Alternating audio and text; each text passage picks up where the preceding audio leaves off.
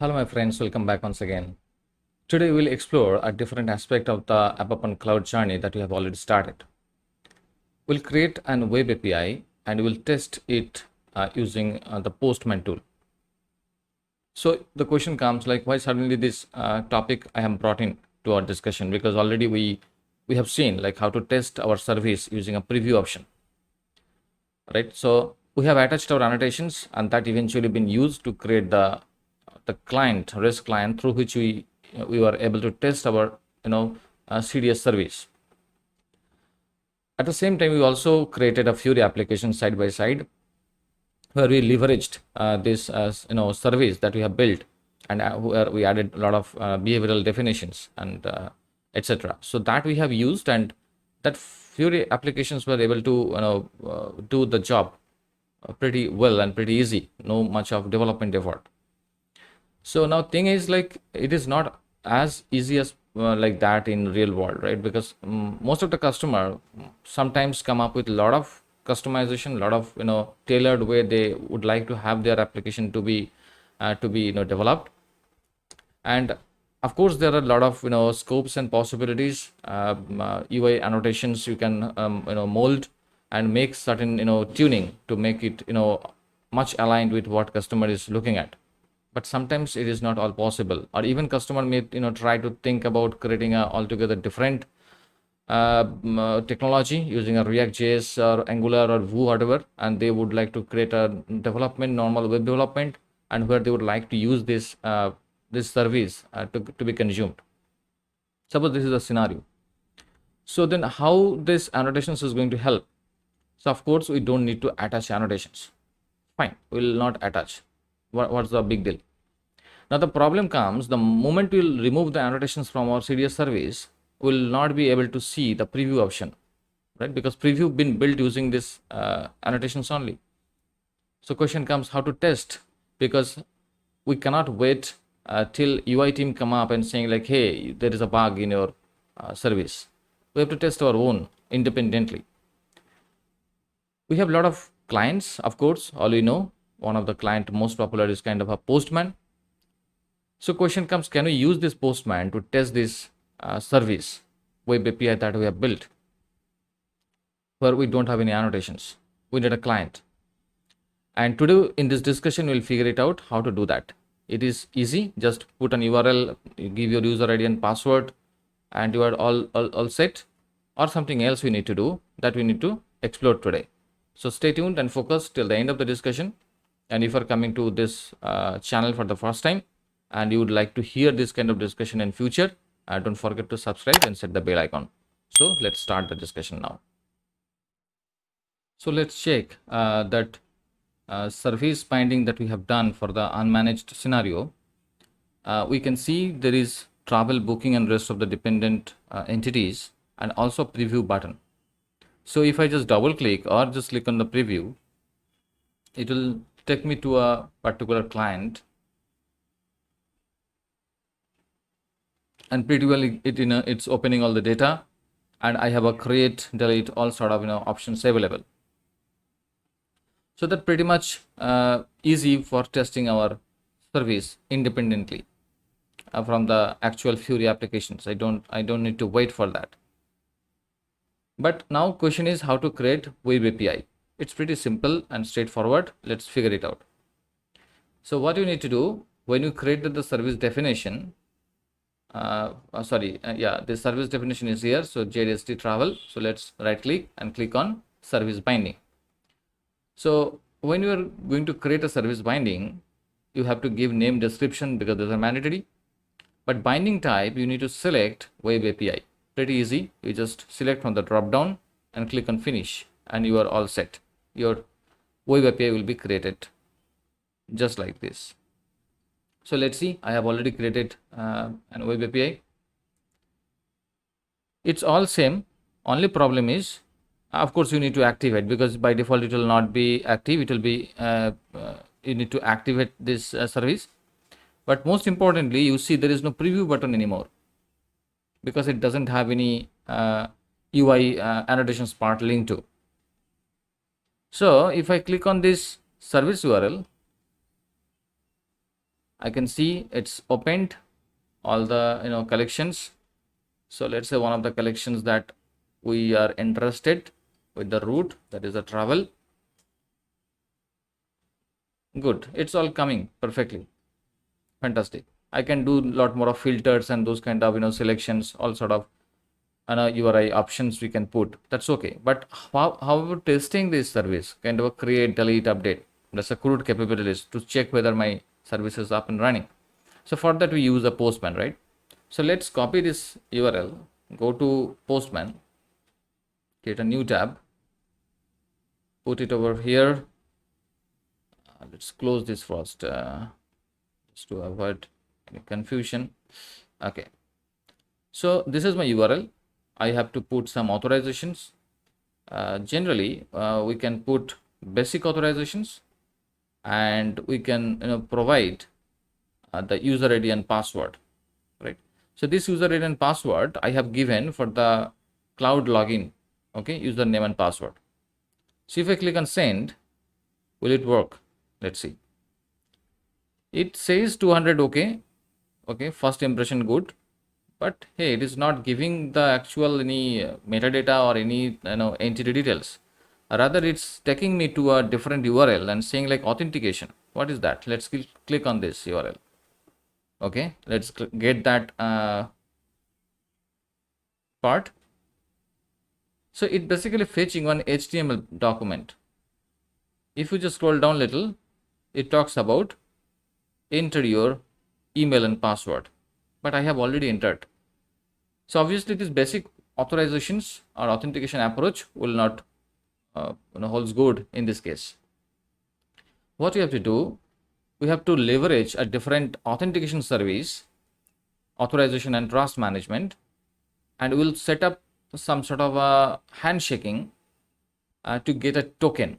Okay, and this token will be using instead of a basic authorization. That is something called bearer token. So we'll be use that token. I have already have the old one. I'm just deleting it for the to avoid confusion. So this token will be empty, of course, and you have to enter a new token over here. So how to get that token? So that is the question, and how this token will work eventually. So the point is, the moment you are making a get or any post operations to the URL, and it will basically first link to the trust and authentication that management service, and it will validate this token to check whether this token is available, and if it is available, it's not expired, and it's active. Then it will automatically take you to that service layer through which you can now communicate with your root options. So this in between a trust management service we have to set, we have to place. So let's see how to do that setup. So now you need to just log into your SAP Cloud Platform Cockpit, and you will come to this service marketplace. And if you little scroll down, you will see authorization and trust management. Click on that. This will take you to this page. There is a button called create instance. So click on that. Now select a plan. I'll be just using API access and give a name.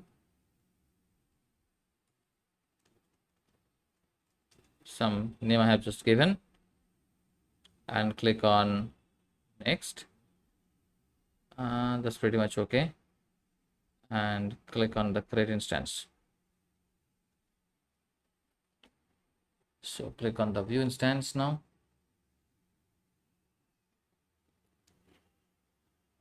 And this is the instance you have. So now let's maximize it. And the service key is currently 0. No service key created. So let's see, create a new service key. So put a service key name. I'm just keeping it very simple, service underscore key, and click on create. So it will create a service key, and this service key is quite important, of course, because that will use to create our token. So click on view, and this is kind of things that we'll see. The important is your client ID, this one, and your client secret. So these two things you need to note it down, and we'll be using this one in our subsequent step. So now what I have done is I have just taken the three details, which is the client ID, client secret, and URL, and I have framed and this information I have used, this URL I have used, and I added the password and username over here like this. So of course you have to change with your username with the Cloud Cockpit logged in user email ID and the respective password that you have to put it over here. So question could be, how did I get this URL? Of course, for you it will be as per your service key. So let's quickly go back. You can see this is my access UA instance. Go to service key over here, click on view, and here is the URL that you will find it to use for your case, right? And now if you just enter this details into UI, how it what it comes with, let's see. It comes with a username and password. Okay, so how to achieve this username and password, where to get it? You mean to say like this again, username and password I have to give separately? What username we have to give here? So what you have to do this, you have to use your client ID, okay, and you have to use the client ID as your username, and your client secret you have to use as the password. Okay, so sign in, and it will open with a page where you have all these access token details. Awesome. And here that information that we are looking at, you see the access token type is bearer. Important thing is that expires in 43199, which is nothing but the number of seconds it shows, close to 12 hours I guess, and that pretty much is the timeline it will remain active. So next time maybe you have to refresh that token to make your Postman work. So let's click on the raw, and you just need to copy this one till here, right? So just copy this one, correct. So let's go to Postman now. So we had something, sorry, right? So let's go back once more. So here, instead of user ID, we have to just give that bearer token and put that value and click on send. Still it is not working. It is still saying some sort of ABAP public trial and authentication. Okay, so the thing is, you need to change this URL a little bit. Instead you have to just remove this web part, delete web,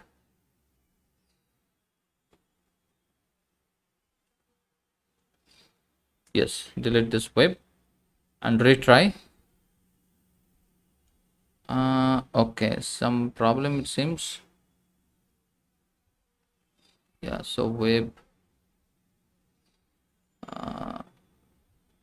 delete this one, click on send. Awesome, right? This is what we are looking at. We are seeing the data. Fantastic. So question would be like, how did I know this web is not to be there a part of? Who told me? The part is like, if you go back to your trial home, this is the authentication or service key that is linked to the your access UAS instance. But you also had a list of other instances, and one of the part was the ABAP cloud, because that is the trial instance on which we are doing this development. If you go to this and click on the service key, click on view and scroll down a little, you will find this ABAP URL is endpoint abap.ushanaondemand.com. Okay, so it doesn't have that web part, correct? So we have just, that's the reason I have just removed this web part, and excellent, the things are working the way we want it. So let's quickly do some sort of selections. Very pretty much simple thing. Let's say I want to filter only this travel ID one. Very simple. So obviously let's make a query using $filter, right, equal to travel ID. Will it work?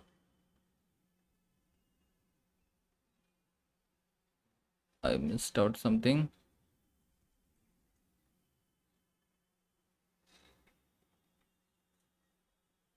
Yes, so now it's giving only the filtered value. Perfect. So with this travel, we had a booking also. Can I navigate to booking from here? Just trying out. Let's see.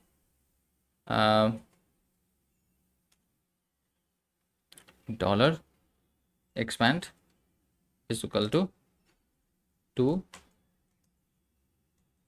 booking. Will it work?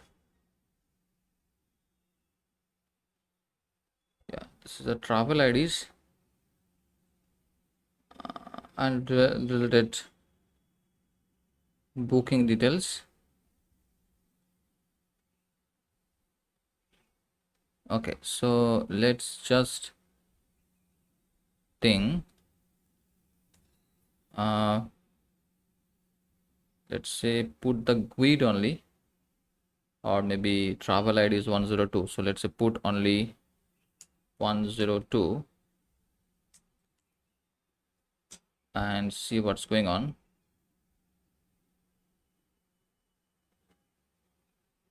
Wow, what is this? Okay, so let's do something. Oh, it's came up. So now it is showing the booking ID. Fantastic. Against the travel ID that we are looking at, right?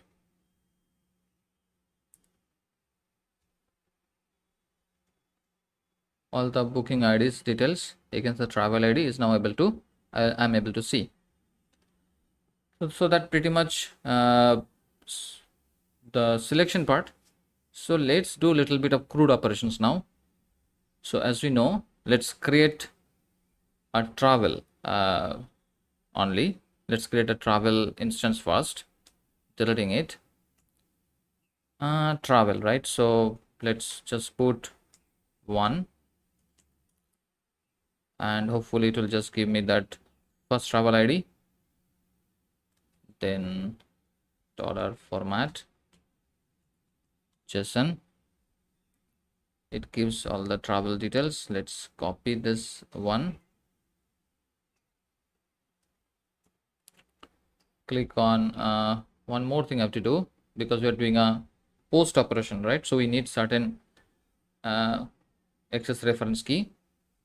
So go to headers, put something X CSRF token and put it fetch, correct.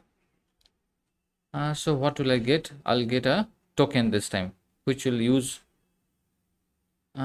okay, so let's go to the headers pack. We have already copied the JSON, right? So let's paste it in our payload. Go to raw and I'm just pasting it out. Sorry, I have to create a JSON first object, and I don't need a travel because I'm going to create a travel. These are the details I need. Agency name I don't need because this is a kind of a derived one. Customer name I don't need, right? Booking fee, total price I don't need because total price will be calculated. Memo status I don't need because it will be by default in the first time, that because that's the way we build the service initially, right? So I'm just leveraging what we now recall about. These are the minimum details that we need to create a travel instance. Fantastic. Let's change the vacation part, like call it created from postman. Okay, let's go back to our headers once because we need now this token which we'll use for our post call. Go to headers pack instead of fetch. Now change with this csref token. Go to the HTTP method from get to post. And of course, we don't need this kind of things. We need only travel because this is the entity we need under which we'll create that travel. So hit the send button. Let's see how it what it says, works or doesn't work. I'm not sure. Let's see. Unsupported media type. Okay, I have to do one more thing. Content type application JSON, because I have just giving this media as a JSON object. So click on send once more. Bad request. Hey, what is that? Bad request. Why bad request becomes headers? Yes, token is fine. JSON is fine. It is telling fail to read property memo at offset. Okay, so some problem with the memo part. Yes, there is a invalid JSON, my bad. Click on send once more. Voila, 201 created. So my travel instance got created. What is the number? 4144. So let's see, we have already a client, right? So use that client now, which we had already created before. So what is the number? I forgot. 4144. So let's click on go. I'm not sure, maybe I have kicked out of this. Okay, I am kicked out. I have to relog in. So let's relog into my preview application. So just to see 4144. Ideally, you should not have this client if you are going with web API, but as we have created web API earlier, so I'm just leveraging that client just to validate whether things are all done properly. So this is what we have created. Yes, created from postman. Fantastic. So we are successfully able to create through postman. Before I delete, let's do a modification quickly. Let's do something. Instead of created, can I use update? And from post, can I put patch? I think the same CSRF will be able to work. Let's see. Method not allowed. Of course, I need to update, means I need to put a key value 4144, because for which travel I need to update, I missed out. So that's the thing I have to do. Let's try again. No content 204. Okay, means update possibly have done successfully. Let's see back once with the preview tool. Going back, just the reload. Update from postman. Awesome. What next? Of course, delete is pending. So let's delete it down. Go back. click on delete. Content type, I don't need it. Of course, I need a key field. Anything else do I need? I think we are all set. Let's click on send. 204, no content. Perfect. So I believe it is successfully now deleted. Go back. Click on go. No data found. Excellent. That's all, friends, for today. I just had in mind to share. I hope this discussion was informative to you. And if you think it's ought to be shared, then like, subscribe, and share this content to your friend circle and network. And just one more thing, like whatever the service key I have created and shown over here, that pretty much confidential, but I will definitely delete it. So you create your own and don't use mine, because I'll be deleting right after this recording is over. And also one more thing, that I have shown that you have to pass your user ID and password in the URL. So make sure that you'll not pass any confidential account email ID and password just for testing. This maybe get logged somewhere in the browser log activity. So make sure like you just try it out carefully. And hopefully this will again connect in sometimes in our discussion, which I already started in the drafting on the AppOpen Cloud. And stay tuned, stay focused. We'll connect shortly in our next video. Thank you. Take care. Bye.